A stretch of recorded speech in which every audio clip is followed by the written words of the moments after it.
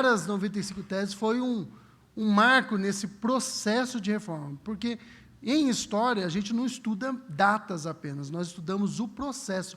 Como foi que as coisas chegaram até ali e o que aconteceu a partir daquele momento que a gente vê a data, né? o marco, o ponto ali que a gente pontua. Então, foi no dia 31 de outubro de 1517 que isso aconteceu. Os ensinos do Martim Lutero, desse padre que estava protestando contra a venda de indulgências, que era salvação, você pagar pela salvação. O que as pessoas na Idade Média acreditavam? Ensinado pela Igreja Católica, que era a igreja que tinha. Com raras exceções, na Europa, era raríssimas exceções, na Europa o que se tinha era a Igreja Católica. Eles afirmavam que para você ser salvo, você precisava ter boas atitudes, boas obras, fazer coisas boas. Mas, em vida, nunca você conseguiria pagar a sua dívida. E é verdade, a gente não consegue. Essa parte é verdade, você não consegue. Veja, se você matar alguém, aí você vai lá e dá cestas básicas, vai resolver o problema? Você pagou? Se eu der umas 1000 cestas básicas, eu acho que eu consigo compensar. Você consegue fazer isso? Não dá para fazer. Você não consegue pagar por algo ruim que você fez fazendo coisas boas. Principalmente quando a gente leva em consideração o que foi feito e o que nós fizemos. Nós afrontamos a santidade infinita. E para quem que afronta a santidade infinita, merece um castigo infinito. Como é que paga? Não paga. Jesus, quando ele conta e explica a respeito do perdão, e ele conta uma parábola, que está registrada lá no Evangelho de Mateus, capítulo 18, ele compara a salvação, o perdão que Deus dá, como um rei que perdoou uma dívida de 10.000 talentos, uma dívida impagável. Era impossível de pagar. Mas a própria Igreja Católica reconhecia isso, era difícil de pagar.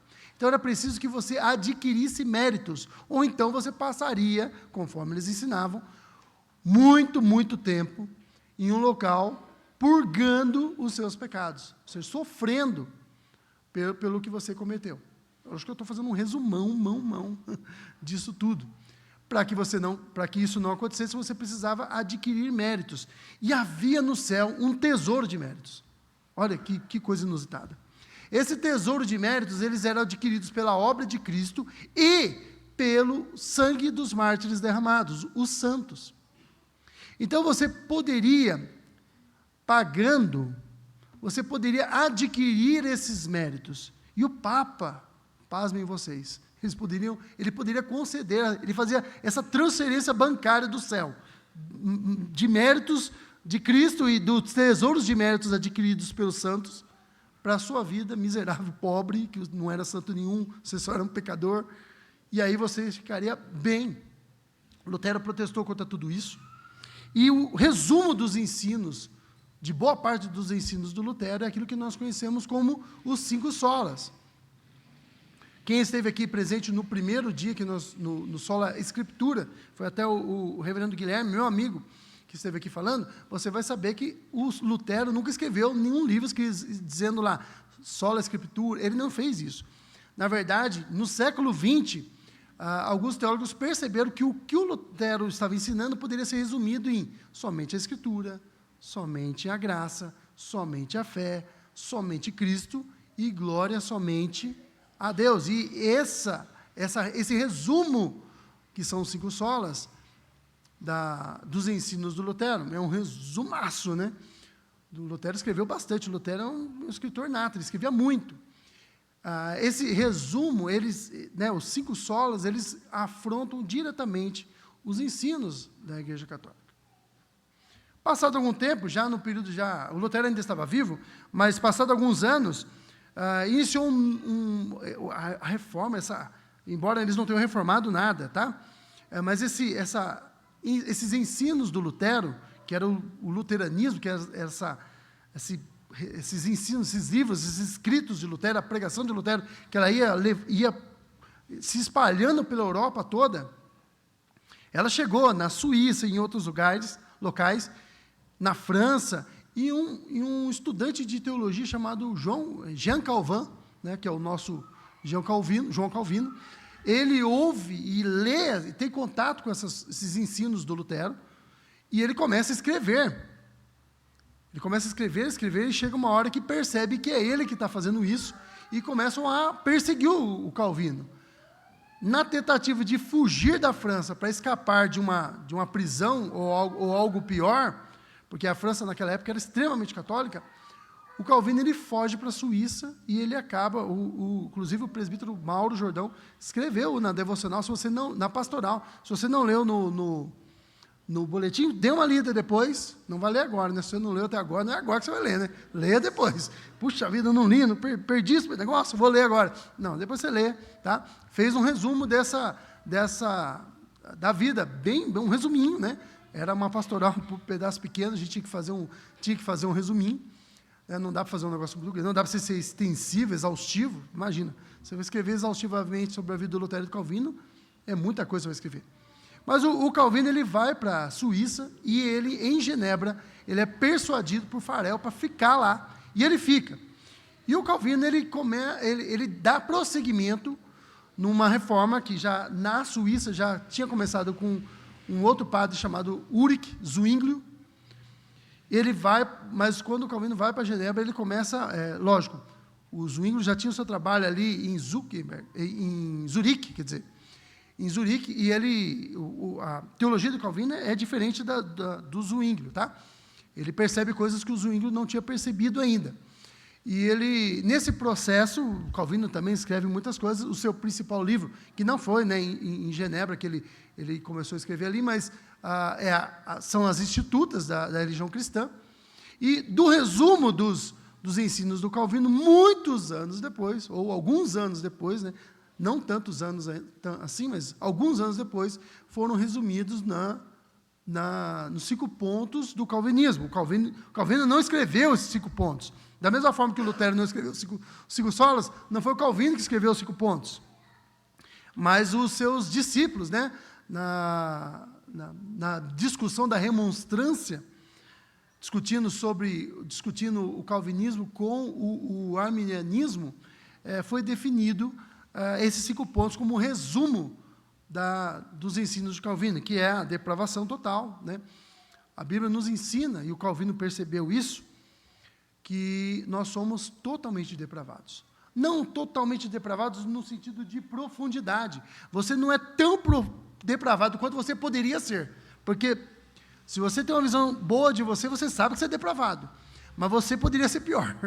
Você já é ruim. É ruim também. Lembra que um videozinho que tinha? É ruim também, mas parece que ficou bom, né? Mas você era ruim, mas você podia ser pior. Tá? Parece que piorou, né? Então você poderia ser pior.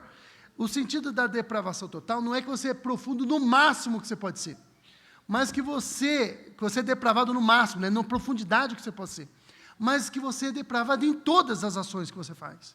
Em tudo que a gente faz, há depravação. Há depravação aqui no sentido de pecado. Tá? A mancha de pecado. Se você é um empregador, ali você em algum momento vai agir pecaminosamente com os seus funcionários. Se você é um funcionário, de algum momento você vai agir de forma pecaminosa com o seu patrão. No seu casamento, na criação dos filhos, em tudo, nas nossas amizades, em tudo há mancha de pecado. E se você for sincero o suficiente, você vai perceber que isso é verdade. Nós somos depravados, totalmente depravados. O segundo ponto é a eleição incondicional. Deus nos elegeu sem pedir ou exigir condição nenhuma. Ele nos elegeu por simples vontade dele. Ele não pediu, ele não consultou ninguém, ele não consultou o futuro, não foi lá olhar se você um dia produziria fé. Não, ele não fez nada disso. Deus fez isso segundo o conselho da sua própria vontade. E é incondicional. Olha, Deus não fez assim, olha, se você conseguir atingir esses objetivos aqui, eu te elejo. Não. Não foi nada disso. Ele nos escolheu porque Ele quis. A expiação limitada é o terceiro ponto. E aí, por expiação limitada, ou seja, Cristo morreu pelos eleitos. A limitação aqui não está na limitação da capacidade de Deus de salvar, porque se Ele quiser salvar, todos seriam salvos. Esse é um problema, né? Alguns dizem assim, ó, Deus queria salvar todos. Se Ele quisesse, Ele salvava. Porque Ele é Deus. Ou há algo impossível e difícil para Deus? Ele próprio diz isso. Olha, aquela lá que é estéril vai dar à luz, ou haveria alguma coisa impossível para mim? Demasiadamente, nem fala impossível, demasiadamente difícil para mim. Ou algo que Deus não poderia fazer.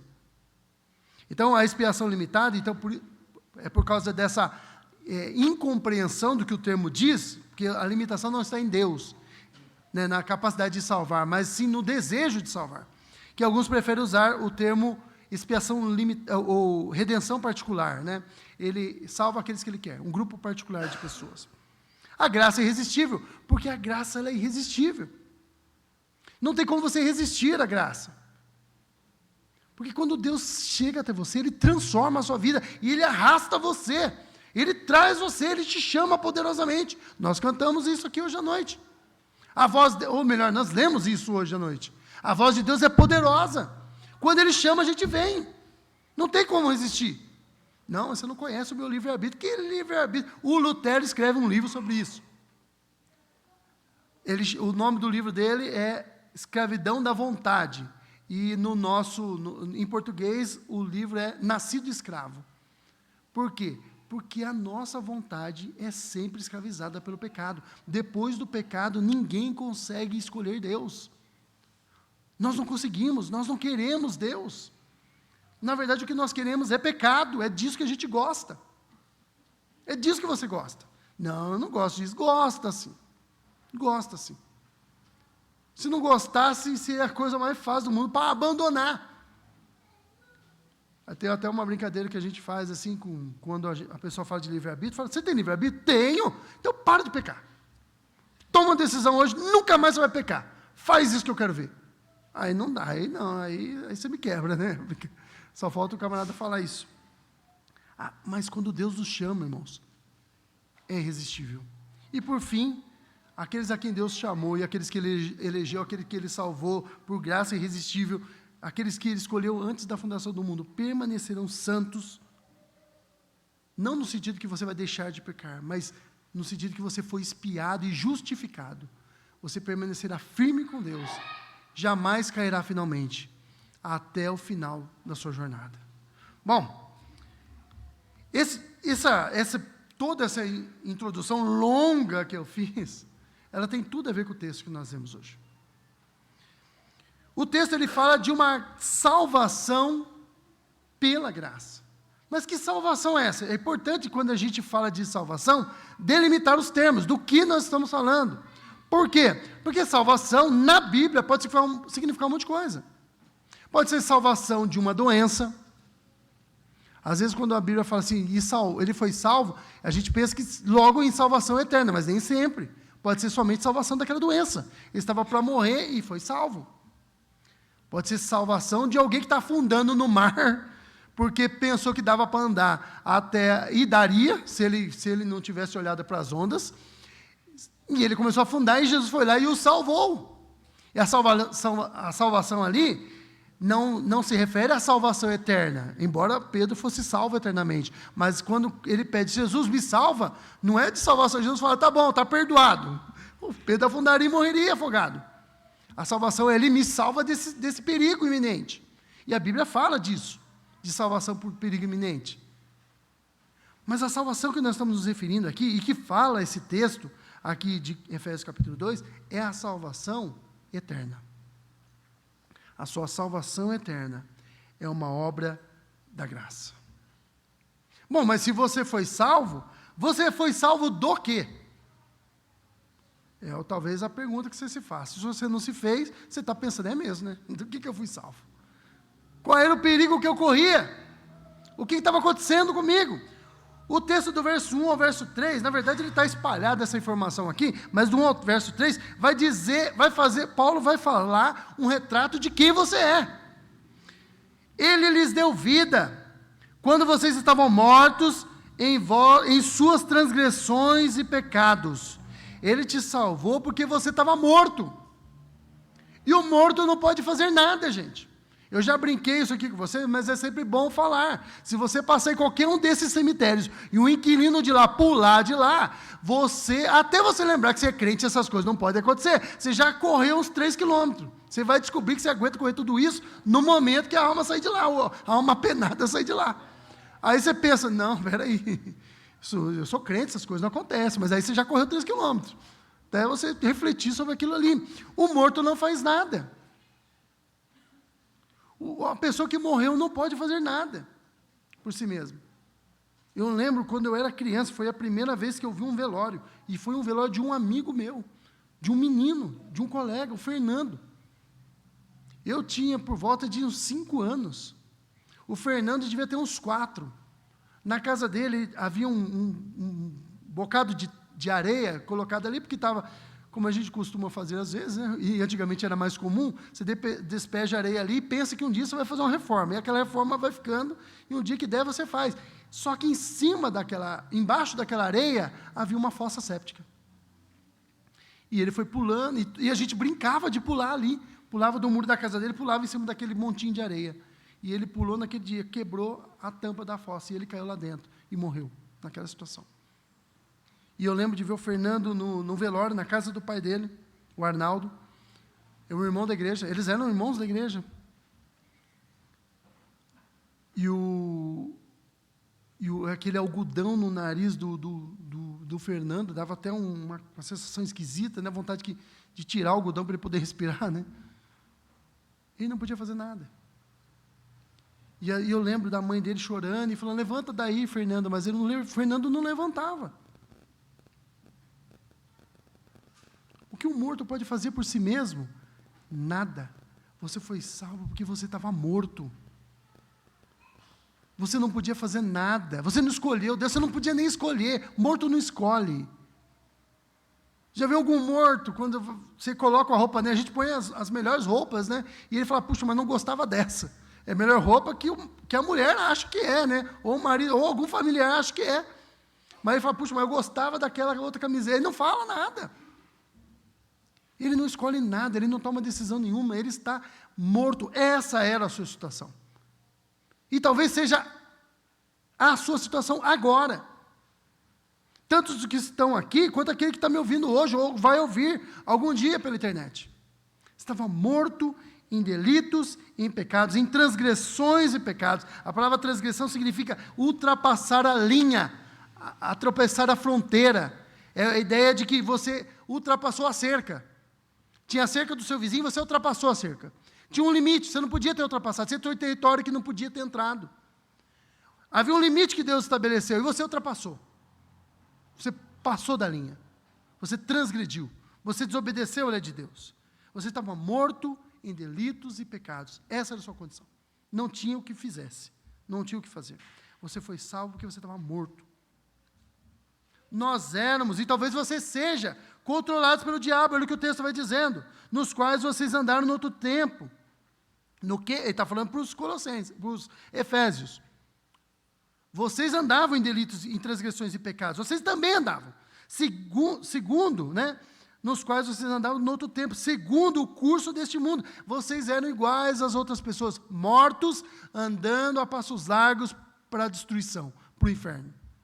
Andando conforme o curso desse mundo, segundo o príncipe da potestade do ar, do espírito que agora atua nos filhos da desobediência. Vocês eram controlados pelo diabo.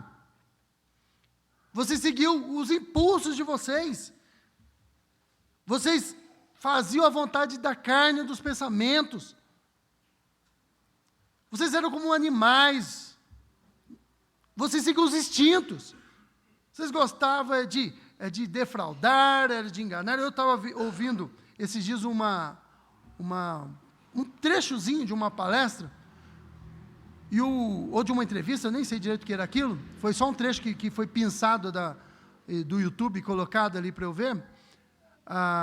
E aí, é lógico, não para eu ver, né? É o algoritmo que manda essas coisas para nós, né? E aí o cara dizia assim, ó, no Brasil, um dos maiores problemas, é lógico, ele generalizou. A generalização não é muito boa, mas assim, o que ele dizia? Nós somos 218 milhões de pessoas querendo passar a perna no outro. 218 milhões querendo passar a perna em outros 218 milhões. Nós achamos que somos muito espertos e o tempo todo nós queremos passar a perna uns dos outros. Eu não acredito que seja 218 milhões, mas que tem alguns milhões de pessoas brasileiras que querem passar a perna nos outros o tempo todo. É verdade. Nós éramos assim. Talvez você seja assim.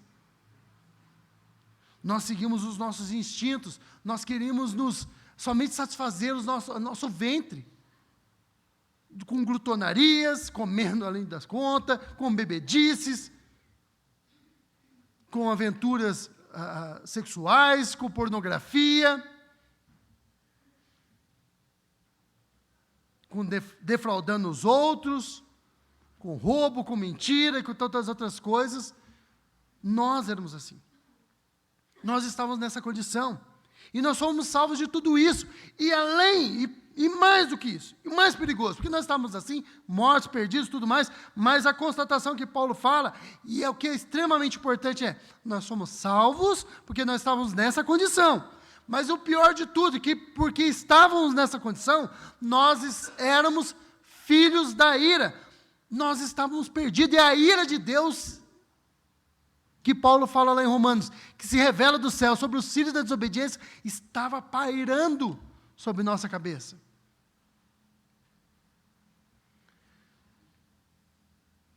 Entre eles, verso 3, entre eles também todos nós andávamos. Paulo faz a distinção importante aqui, né? Vós, os gentios, e aí ele coloca o nós, os judeus, e aí ele vai juntar todo mundo. Gentio e judeu no mesmo balaio, porque todo mundo. Ele está dizendo, vocês estavam assim, mas não pense que nós, judeus, estávamos em situação diferente. Nós também andávamos. Todos nós andávamos no passado. Andávamos aonde? Desobedecendo a Deus, conforme o curso deste mundo, mortos em transgressões e pecados, controlados pela potestade do ar, pelos demônios, pelo diabo, seguindo as inclinações da carne e fazendo a vontade da carne e dos pensamentos, e éramos, por natureza, filhos da ira, como também os demais. Todos nós estávamos assim. Nós éramos filhos da ira, e a ira de Deus se manifesta do céu. E uma hora ela vai se manifestar de forma resoluta, final. E nós estávamos assim, essa era a nossa condição. Foi disso que nós somos salvos. Da ira vindoura. Eu já não vou mais citar um livro que eu li aí, eu já li muitos livros, irmãos, muitos mesmo. Mas eu só cito um, você pensa, você que esse cara só leu o Peregrino? Mas o Peregrino serve para tudo na vida. Por isso, duas coisas servem para tudo na vida, é Colossenses 3 e o Peregrino. E a Bíblia, né? A Bíblia, aí ela completa, ela é completa. Mas, tirando a Bíblia, o Peregrino e o Colossenses 3, que está na Bíblia, serve para tudo na vida. No começo do livro, o pecador está lá, desesperado com seu fardo de pecados. E ele lendo um livro. Que livro é esse? É a palavra de Deus. Fugir da ira vindoura. E aí ele pergunta, como escaparei da ira vindoura? Está na Bíblia isso. Como escaparei da ira vindoura? E aí o evangelista, o evangelho diz para ele, a própria palavra de Deus diz para ele, está vendo lá longe, uma porta estreita? E aí o cristão fala, eu acho que eu não estou enxergando. Vê lá a luz radiante, eu acho que eu consigo enxergar a luz. Corre para lá. E o cristão sai correndo, gritando, vida eterna, vida eterna. Nós somos salvos da ira vindoura. Mas salvos por quê? Do que é da ira vindoura, de estarmos mortos, desse falecimento espiritual, de estarmos vivendo conforme os nossos impulsos, os nossos instintos, de sermos controlados pelo diabo. Nós somos salvos disso. Mas por quê? Irmãos, aí o porquê começa aqui no verso 4. Mas Deus. A situação até o verso 3 é a situação que você estava, que eu estava, que nós estávamos. E talvez você esteja. Porque pode ser que entre vocês aqui tenha alguém aqui que ainda não foi salvo. Vocês estão mortos, a ira vindoura estava sobre vocês eram controlados, andavam segundo o curso desse mundo, controlados pelo diabo e pelos espíritos do ar, né, os espíritos que atuam no filho da desobediência. Essa era a situação de vocês. A ira de Deus pairava sobre vocês e vocês iam morrer de vez, para eternamente. Vocês já estavam mortos para Deus, agora vocês iam morrer mesmo. A segunda morte, iriam ser lançados no lago de fogo e enxofre para toda a eternidade. Mas Deus, a adversativa aqui, essa partícula adversativa, ela faz toda a diferença. A gente está indo, de mal a pior. Vem descendo, mas Deus, aí a gente começa a subir. A coisa começa a mudar. Mas Deus, sendo rico em misericórdia, você foi salvo porque Deus é rico em misericórdia. Não havia nada em você de bom. Deus, olhando lá da eternidade, quando Ele foi te criar, Ele pensou, mas aquele Diogo, eu acho que eu vou salvar ele, até que é bonzinho. A minha mãe, ela brinca, ela faz uma brincadeira que eu até acabou virando minha, né? Quando a gente fala assim, mãe, mas ele é tão bonzinho, minha mãe fala, põe o dedo na boca dele para ver se não morde. Não havia nada de bom em nós. Não havia nada que pudesse atrair a atenção de Deus. Uma vez eu vi um slogan de uma fábrica que o slogan dela era assim, superando as suas expectativas. E eu fiquei olhando para aquele slogan, sentado no hall de entrada daquela empresa, porque eu ia fazer uma entrevista nela, acabei não trabalhando nela, e pensando, superando as suas expectativas. Olha, que pretensioso, né? Não sabe minha expectativa, ele diz, não importa qual seja, ele vai superar. E aí eu saí dali pensando naquilo, e pensei, será que, puxa, eu poderia superar as expectativas de Deus? Eu penso, acho que Deus não tem expectativa nenhuma. A verdade, acho não, é certeza. Deus não tem grandes expectativas ao meu respeito. Tudo que aconteceu na minha vida foi porque Ele fez. Tudo que aconteceu na sua vida é porque Deus fez. Porque Ele é rico em misericórdia, não é pobre, não é pouquinho misericórdia, não. Para salvar você e a mim, foi preciso de muitas riquezas de misericórdia.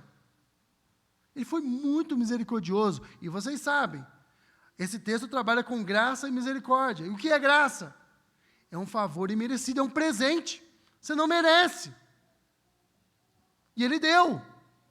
Essa é graça. E a misericórdia? É quando Ele não te dá o que você merece. Porque se você não merecia a salvação, Ele te deu, isso é graça, o que você merecia? Era o inferno. E Ele, por misericórdia, não te deu isso. Ele deu o quê? Ele deu aquilo que Ele te deu graça. Misericórdia. Sendo riquíssimo em misericórdia. Por causa do seu grande amor com o que nos amou. E aí, o apóstolo lembra, porque vocês estavam mortos em transgressões. Não tinha nada que vocês pudessem fazer, vocês estavam mortos. Mas Ele, sendo rico em misericórdia, por causa do grande amor com que nos amou, nos deu vida, mas essa vida que Deus nos deu não está divorciada, é numa vida solta. Ele nos deu vida em Cristo. Cristo é tudo, irmãos. Cristo é tudo que você precisa. Cristo é tudo que nós precisamos. Ele é o que preenche a nossa vida, que enche a nossa vida de sabor, que muda o nosso viver. Eu estava conversando hoje com o Lívio, nós fomos lá em Salesópolis ministrar a ceia. E ele estava contando o nome do amigo. Qual era o nome do amigo? O ex-macumbeiro. Bom, eu era um amigo dele. Se você lembrar, você me fala aí. Eles faziam uma reunião de oração lá na polícia. Cesário. E o Cesário era da Umbanda. E ele queria, já que os crentes podiam ter culto lá, ele queria também tocar o tabaco lá E aí o comandante disse, se você juntar mais gente e conseguir fazer, pode fazer. Agora sozinho não, vai virar bagunça. E ele ficou indignado com isso. E a igreja foi envolvendo a vida dele, irmãos. A fé foi... O Senhor foi cercando o Cesário. O livro foi contando e eu fui vendo, como se eu estivesse visualizando, Deus cercando. Ali na polícia tinha as pessoas ali salvas e tinha o culto, e ele se deixava indignado. E aí o cunhado dele se converteu e ele ficou bravo. Ele falou assim, poxa, esses crentes estão atrapalhando a minha vida, vocês já estão até na minha família. E de repente ele conversando com o cunhado dele falando, ele vendo a alegria, a mudança de vida na vida do cunhado, ele falou, eu também quero isso. E Jesus mudou a vida do Cesário. Jesus é que faz isso, irmãos. Jesus muda a nossa vida, Ele nos enche de alegria, Ele faz a nossa família ser diferente, Ele faz a nossa vida, relacionamento conjugal ser diferente. Jesus faz tudo isso. Deus nos deu vida em Cristo. Nós estamos vivos agora. Deus tirou o algodãozinho do nosso nariz, soprou em nós um novo fôlego de vida, e agora nós estamos vivos para Deus. Porque, irmãos, nós não queríamos, nós somos salvos por graça, porque nós não queríamos Deus, e porque nós não poderíamos, nós não podíamos nos salvar. Não há nada que você possa fazer que possa pagar a dívida. Na parábola lá de Mateus 18, do credor incompassivo, quando o rei perdoa a dívida de 10 mil talentos, vocês terem uma ideia, irmãos, era necessário alguns milhares de anos trabalhados para poder pagar a dívida. Quem tem aí alguns milhares de anos aí para fornecer, pode fornecer. Não era possível pagar. Nós éramos, como diz lá o ponto do calvinismo, totalmente depravados em tudo que nós fazíamos. Até nas coisas que aparentemente são boas, havia e há pecados. Você vai lá entregar uma cesta básica, a primeira coisa que alguns fazem, vai lá dar uma coisa, entregar uma cesta básica, fazer alguma coisa, vamos tirar uma selfiezinha? Publica no Instagram, no Story. Aí você vai falar, nossa, como aquele pastor Diogo é abençoado, olha o que desprendimento, dando uma cesta básica para alguém. Você vai fazer qualquer coisa, você quer ser lembrado por aquilo que você fez. Assim que nós éramos, totalmente depravados. Somos salvos porque Deus quis. A verdade é essa.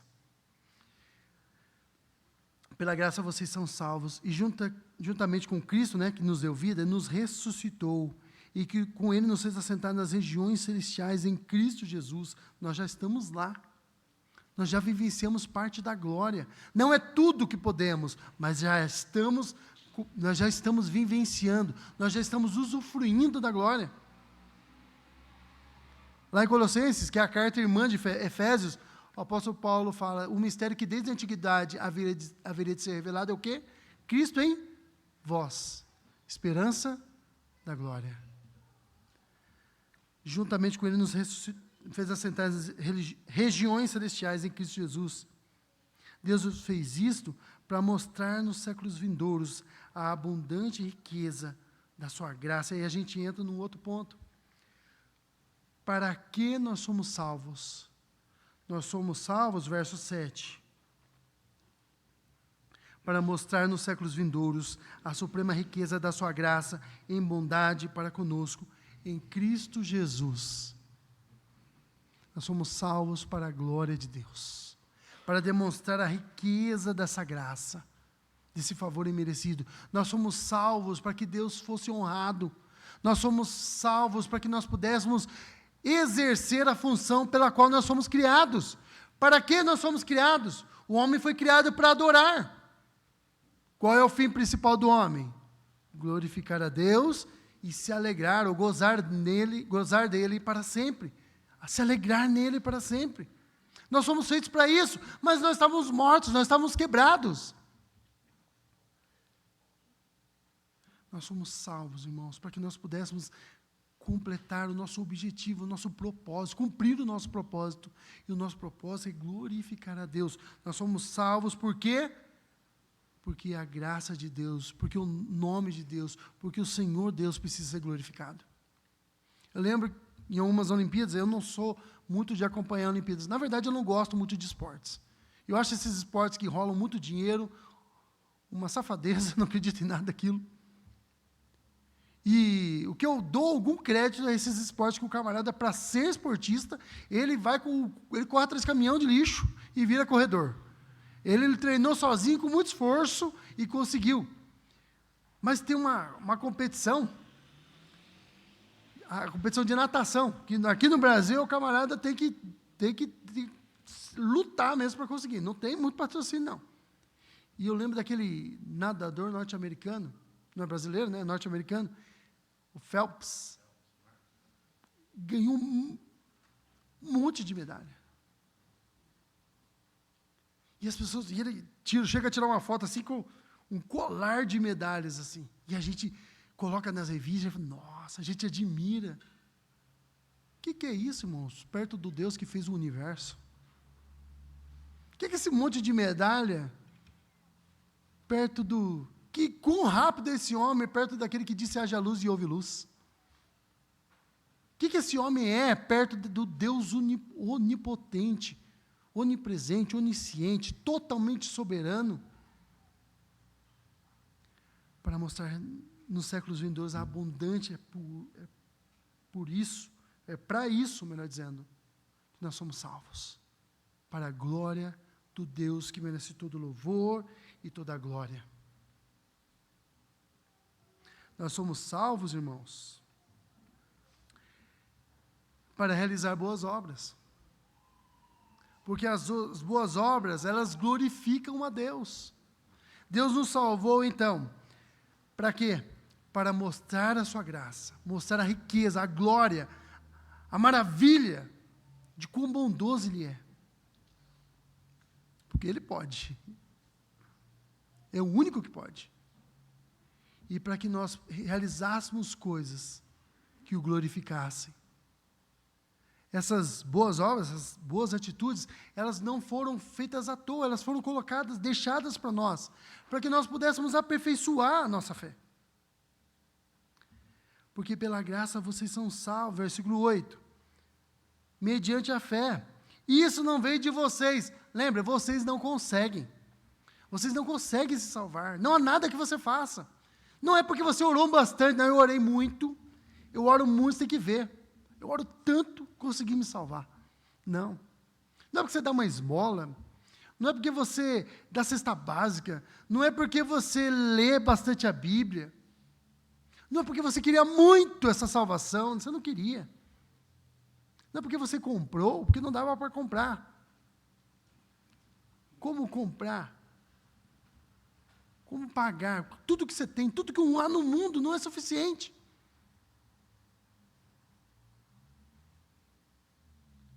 Pela graça sois salvos, mediante a fé. Eu já expliquei isso para vocês, né? Isto não vem de vocês, é dom de Deus. E o isto aí é o touton, aqui está no neutro, é touton, porque está falando de duas coisas. Esse pronome neutro aqui, demonstrativo, ele aponta para duas coisas. O que são essas duas coisas?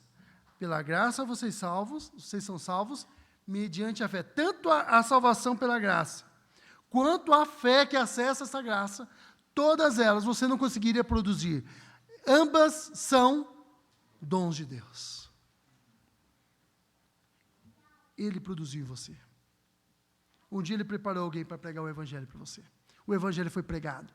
Talvez numa igreja, talvez um colega do trabalho, talvez um familiar. Você passou em frente à igreja e ouviu. Você olhou ali e leu o nome da igreja, presbiteriano, nome esquisito. Vou querer saber o que é essa igreja aí. Entrou e ouviu o Evangelho. Às vezes você lê um folheto. Nós não sabemos como aquele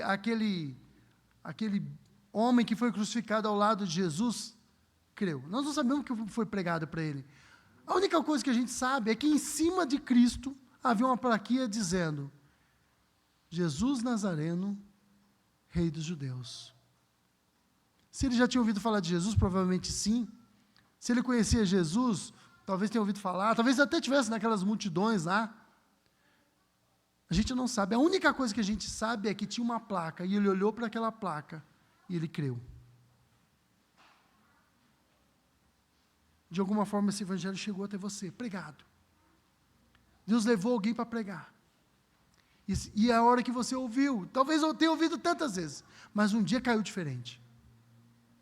Talvez a sua namorada estivesse pregando para você.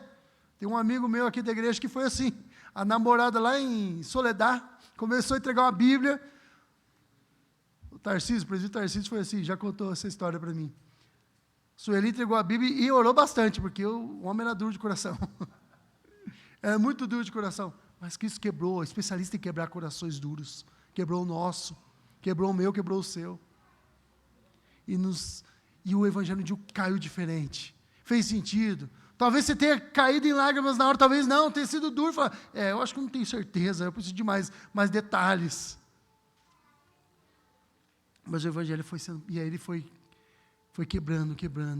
O Espírito Santo foi aplicando em nós a obra da salvação. E nós somos salvos. Fomos regenerados, somos transformados, feitos nova criatura. Foi colocada em nós uma nova disposição, e aquela disposição que estava, a disposição antiga que era de rejeitar o Evangelho, se tornou agora, transformado pelo Espírito Santo, um desejo de receber o Evangelho. Pela graça sois salvos, para a glória de Deus, e para boas obras, as quais Deus preparou de antemão, para que andássemos dela. Mediante a fé, isso não vem de vós, é dom de Deus, não de obras, e obras aqui é tudo, é qualquer coisa que você possa fazer. Não é porque o obras aqui você pode trocar, não por uma decisão que você teve, não porque você escolheu, não por obras, não é nada que você possa fazer, não foi por algo que você fez, você não podia fazer, você não queria fazer, mas foi graça, não foi por coisa que você fez, foi por aquilo que Deus fez.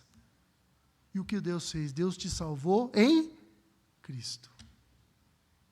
E Ele enviou o Espírito Santo para convencer você de que aquilo que Cristo fez foi por você.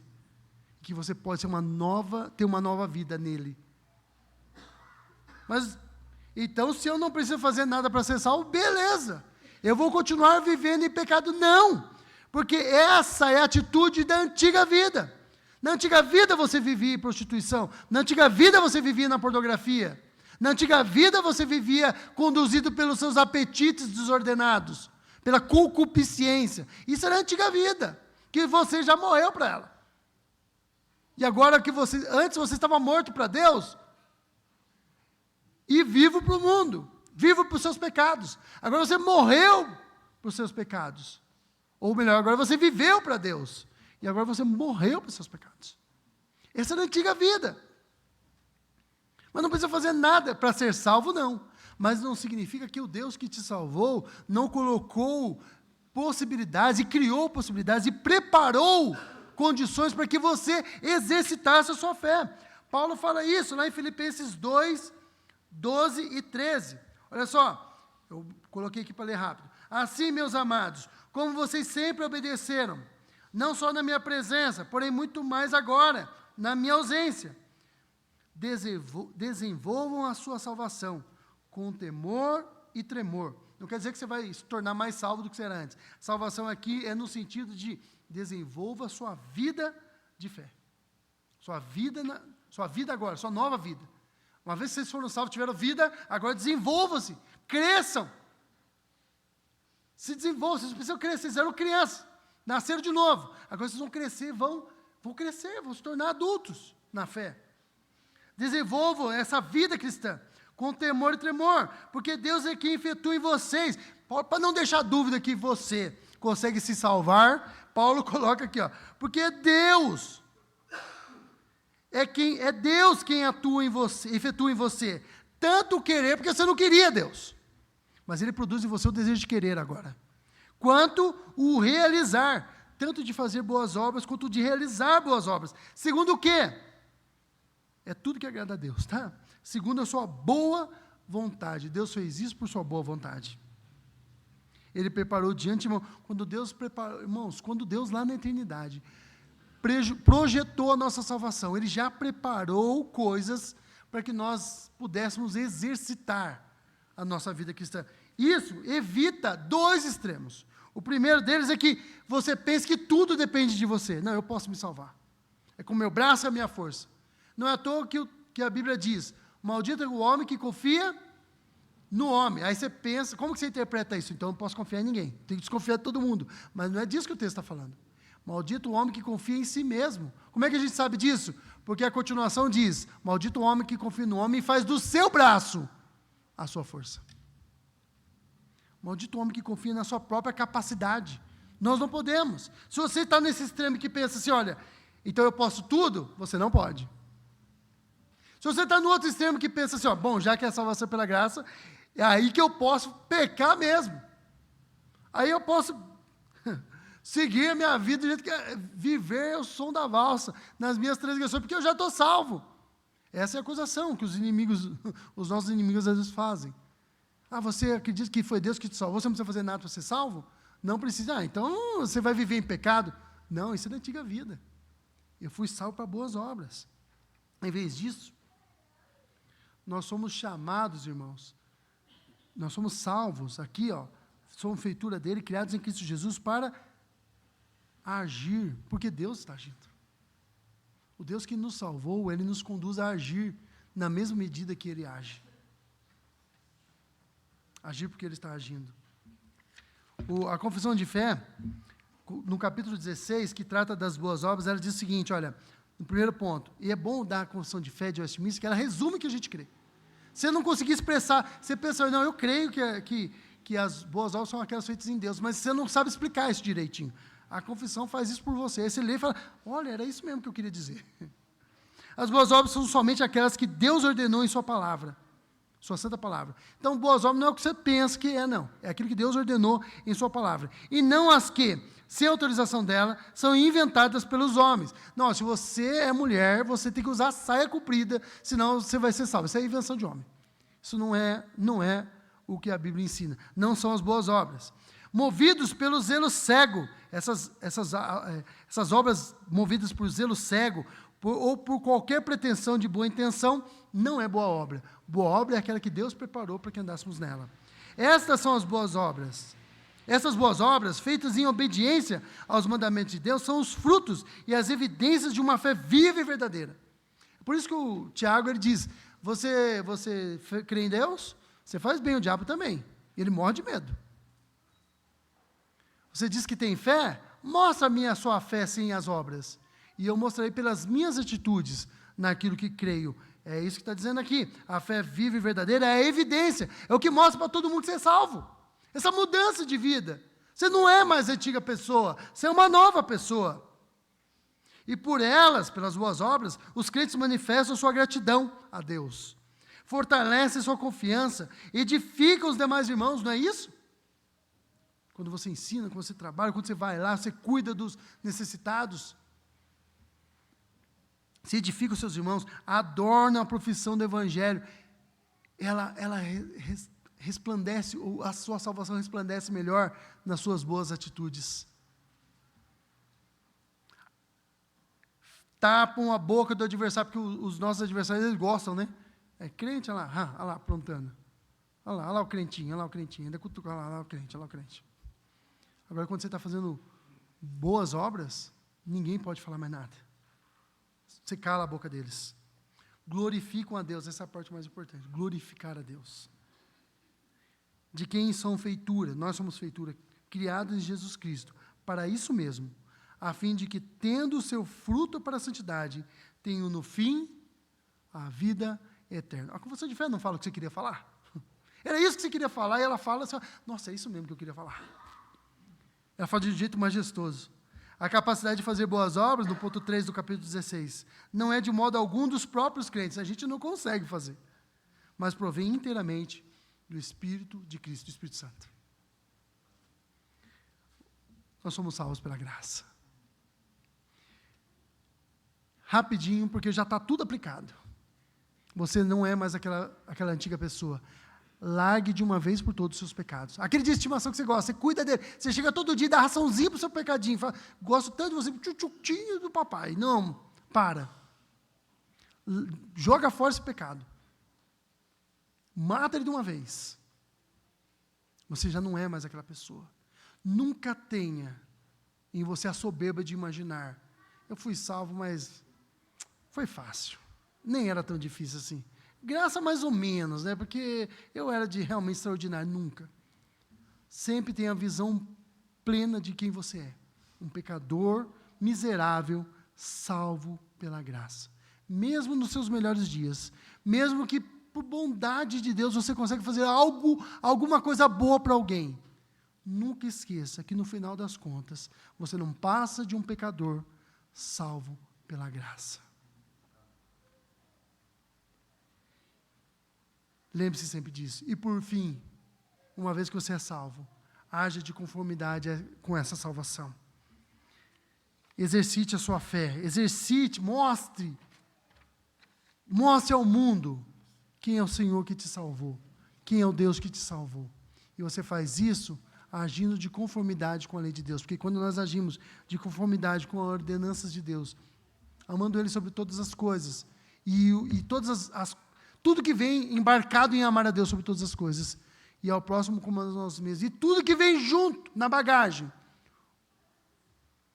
amando, perdoando, dando bom testemunho no seu trabalho. Às vezes no meu trabalho as pessoas fazem piadinhas obscenas, eu detesto obscenidade. Mas isso é coisa de Deus, irmãos, porque se fosse por mim mesmo, eu me deliciaria nisso. E eu fico quieto, não dou nem risada, eu fecho a cara e fico lá fazendo o meu serviço. O pior é quando você é o que conta as piadinhas obscenas, né?